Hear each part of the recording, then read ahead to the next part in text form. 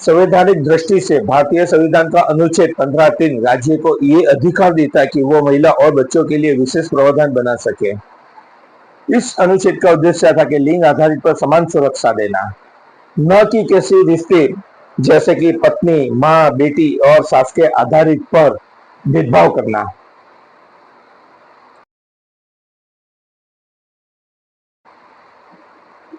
किंतु व्यवहारिक रूप से आईपीसी की धारा 498, जो अभी बीएस की धारा 85 के रूप में जानी जाती है, वो केवल एक खास रिश्ते पर आधारित है, पत्नी और ससुराल के पक्ष के बीच। यानी ये कानून महिला शब्दों को केवल पत्नियों तक ही सीमित कर देता है। यानी कि यह प्रावधान सिर्फ और सिर्फ पत्नी द्वारा उपयोग करने की अनुमति देता है। जब ये कानून कुछ महिला को विशेष सुविधा देता है और अन्य निर्दोष महिलाओं को प्रताड़ित करता है, तो ये अनुच्छेद के सिद्धांत तो मूल कानून के समक्ष समानता का उल्लंघन नहीं बन जाता।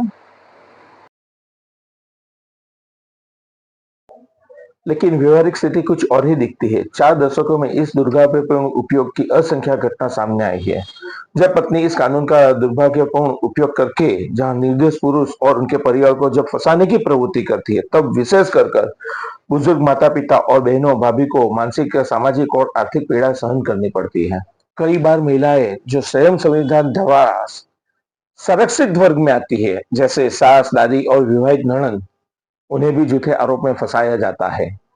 ये एक विलंबना है जहाँ एक महिला दूसरी महिला के पटाधित किया जाता है, संरक्षण का कोई लाभ ही नहीं मिल पाता। तो ये स्थिति सिर्फ संविधान के अनुच्छेद 14 का उल्लंघन का प्रतीक होता है, जो कहता है जो सभी नागरिक कानून के समक्ष समानता है।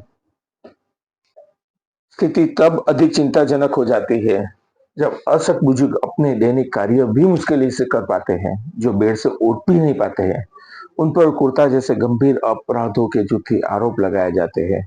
ऐसे आरोप न्यायिक विवेक और मानवीय संवेदना दोनों के विपरीत प्रतीक होता है। सोचने की बात यह है कि जब एक महिला द्वारा दूसरी महिला को प्रताड़ित किया जाता है, तब ये कानून किसकी रक्षा कर रहा है?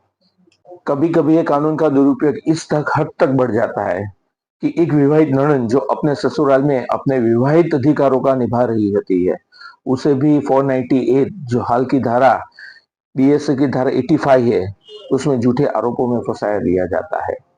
ऐसे में उसकी ननद का भी विवाहित जीवन और स्वतंत्रता दोनों प्रभावित होती है। जब 498 का दुरुपयोग करते हुए पति और उसके परिवार को जब फंसाया जाता है, तब उसके परिवार को मानसिक, सामाजिक और आर्थिक पीड़ा सहन करनी पड़ती है।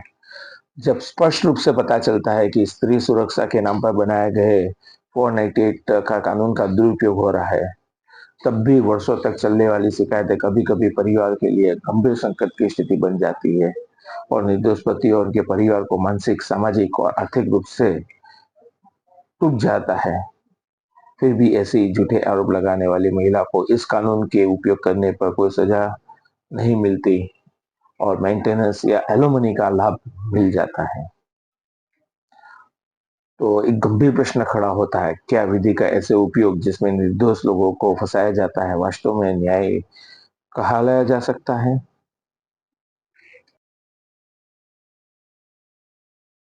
जब संविधान लिंग के आधारित पर समान सुरक्षा की बात करता है, तो रिश्ते आधारित कानून जैसे 498 बीएसए की धारा 85 वास्तव में अनुच्छेद 15(3) के अनुरूप कहा जा सकता है? एक क्वेश्चन खड़ा होता है। यदि नहीं, तो ये कानून संविधान की भावना से भटक गया है। अब समय है सुरक्षा और न्याय दोनों एक समान तराजू पे तोले जाए और न्याय को केवल लिंग के पक्ष में न झुके नहीं।